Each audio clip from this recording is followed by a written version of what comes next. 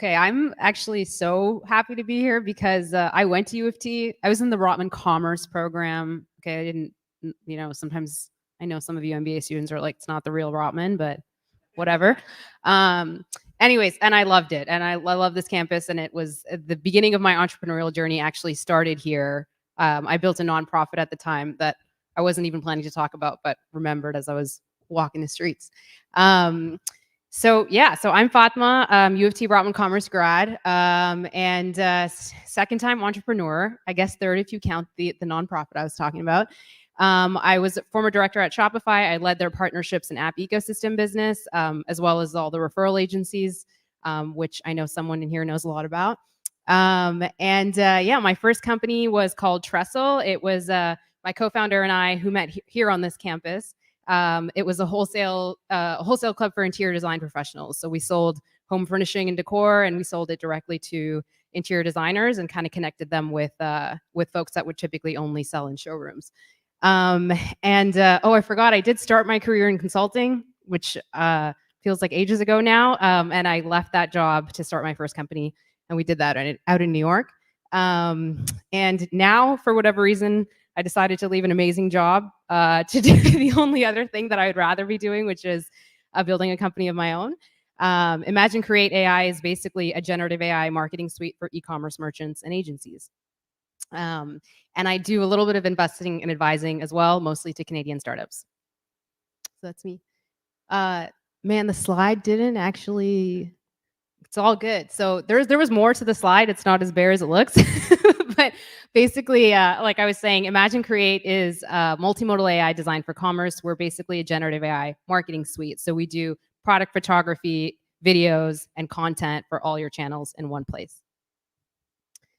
Okay, so these didn't hit. So I'll just it's all good. New challenge. Basically, the problem we're trying to solve, so this is a pretty massive market. There's about $140 billion of spend that goes into marketing assets and ads online. And it's a problem that actually hits every single person who's trying to sell something online, because all marketing starts with either an image, text, or videos. So that's why I wanted to get down to the root of it and figure out how can I allow merchants to more easily create that for way less than what they spend on it now. Okay, this one hit. This is supposed to look like this. Woo! So we do things like background generation, generative editing. We create videos. We now have virtual try-on. We're going to be doing UGC videos as well. And the idea is we integrate wherever you sell online. So it's one-click integration for wherever you're trying to send the content. So we've got the early stages of the product launched. Some of our early customers live. We did an early round of funding in January of this year. I have a team of 5, heavy focus on R&D, so researchers and engineers. That AB got real big. But we're going to be focusing on partnerships and go to market soon. But right now we're heads down on product, and the next feature that we'll have live is virtual try-on. All right, so let's go to the lessons. There's no images here, so hopefully we're in a good spot. So the first thing I'd say is, if you're anything like me, then you can't. Like, I was one of those people who had a lot of entrepreneurial energy, but I didn't really know where to put it. I didn't know like what idea to focus on or what to do, and I was always like, I just needed some direction to put my energy in. But now that it's been a few years, I would say when you're picking an idea, pick something really like that you know something about. And I'll give you sort of a story of why. So the first startup that we did, Trestle, my friend and I were really looking at the data around the growth of e-commerce. And what we noticed was that the home furnishing vertical was starting to grow at a faster rate than apparel. And so we were like, okay, this is really, really interesting. Like, this is a good time to kind of enter this market. But neither of us knew anything about interior design, home furnishing, e-commerce, any of it. And so I was really proud of how much we learned and how quickly, but we didn't have a head start in any way whatsoever. And so this time when I was building, I really thought to myself, like, what do I spend a lot of time already thinking about, or what do I know? And honestly, the first thing was actually taxes, because I think a lot about taxes and they really frustrate me, but I was like, I don't think this is where I want to, do my life's work. And so I thought, okay, what's the next thing? And it's commerce. Like, I've tried to sell stuff online. I worked at Shopify. I've been in the space for a very long time.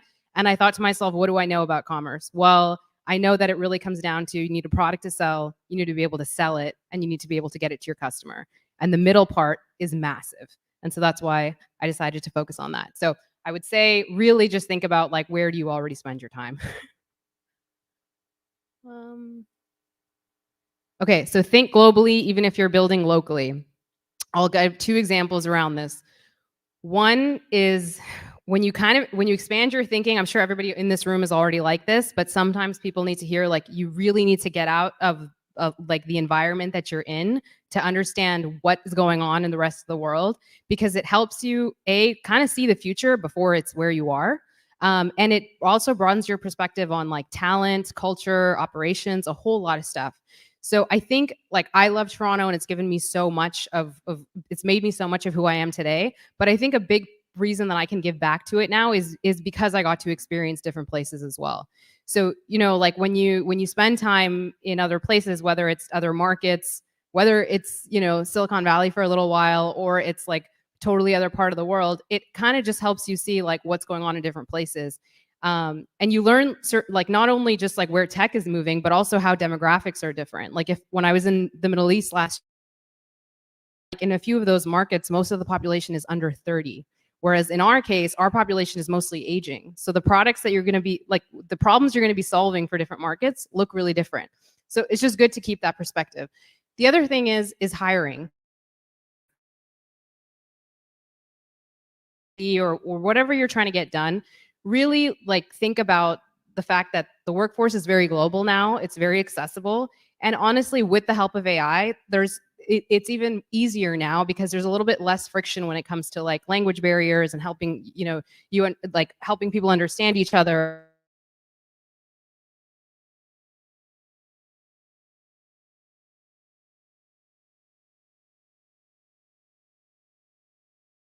Tell.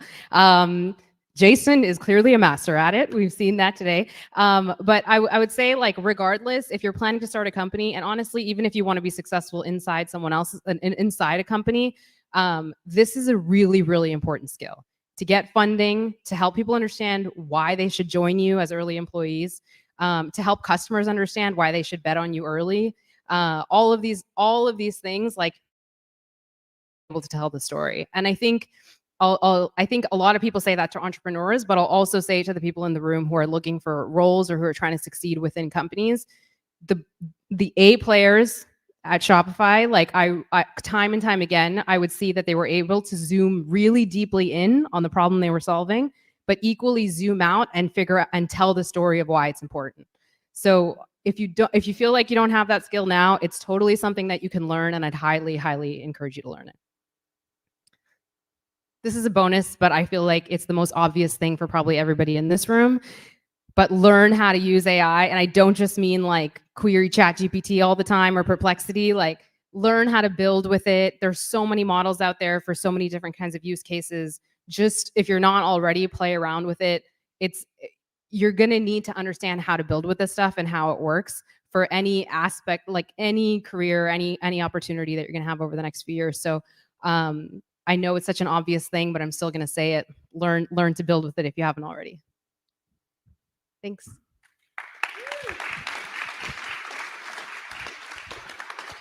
Yeah. Go back one slide. Yeah. So questions? You want me to ask the first one? I always have the first one. You talked about learning how to storytell. Yeah. And I think that's an important advice, and we've heard that often. How do you learn? Because it's like, you seem to be a natural storyteller. So I don't know if you always were, but what tips do you have to give someone that doesn't feel comfortable as a storyteller and how they could learn it? You know what's funny? I was thinking about my consulting history, just because we were talking about consulting earlier. For the first partner that I worked with in consulting, he said to me, whenever you're in front of a client, he said, tell them what you're going to tell them, then tell them, and then tell them what you told them. I thought that, I remember being like, okay, like, really? But if you kind of extract that, if you feel like it's not natural and you kind of need a bit of a formula, I do think there is something in people remember things in threes. So if you can simplify what you're trying to say into almost like, like a 3-step story, you can articulate what you are going to say, then you can go through the 3-step story, and then you can summarize it. I know this is such a tactical, strange thing, but I still remember that because I notice it in sometimes when people are telling stories that framework is actually there. So it's a bit of a tactical answer to your question, but.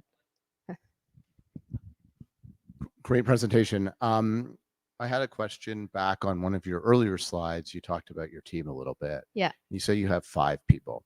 Most people, one of the things you mentioned is you have some researchers on the team, and I'm really curious, like, how that came about, that you ended up sort of bringing research into that team as early as you did. Yeah, sure. So, I mean, the real story. So I spent, the second half of last year in the Bay Area.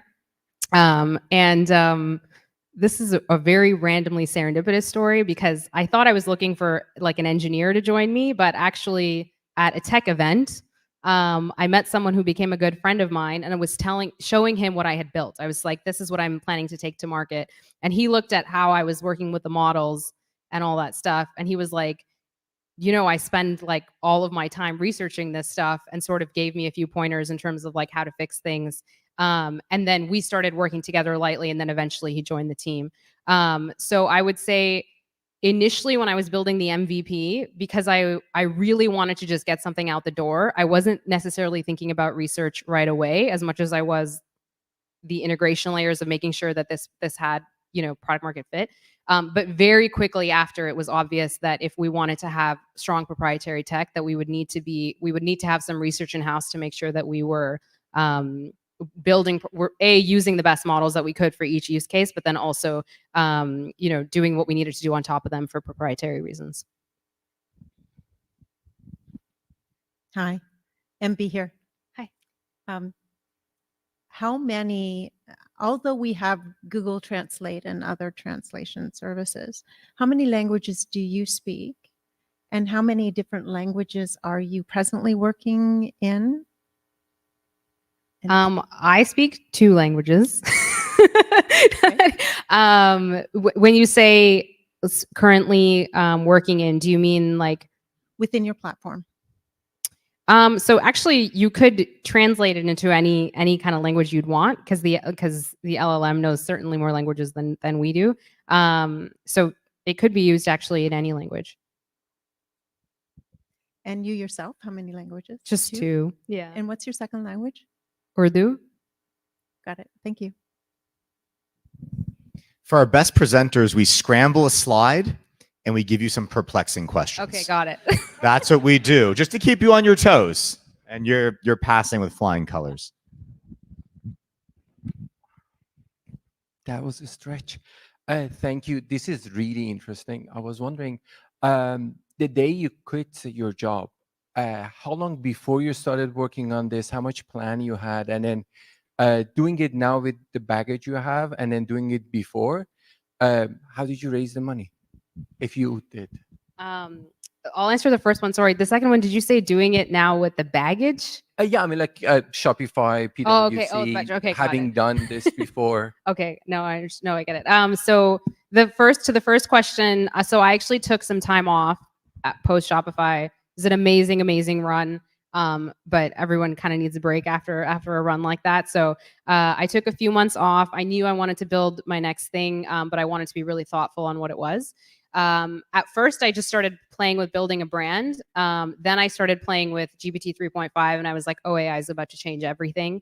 And then started thinking, okay, what bigger problem do I think this technology can solve? So I would say I started working on this idea in February of 23, and I started the company in April of that year, and then launched the MVP in October of that year. Yeah. We're going to do one last question. I know there's a few extra questions, but you can put those on LinkedIn with the hashtag TechTO. Tag us, and Fatima will go. She'll log on. She already told me she'll log on and answer all of them. Yeah. Right? Yeah. I'll tweet on LinkedIn. Has to be on LinkedIn. Yeah. You have to tweet it on LinkedIn. Thank you. Oh.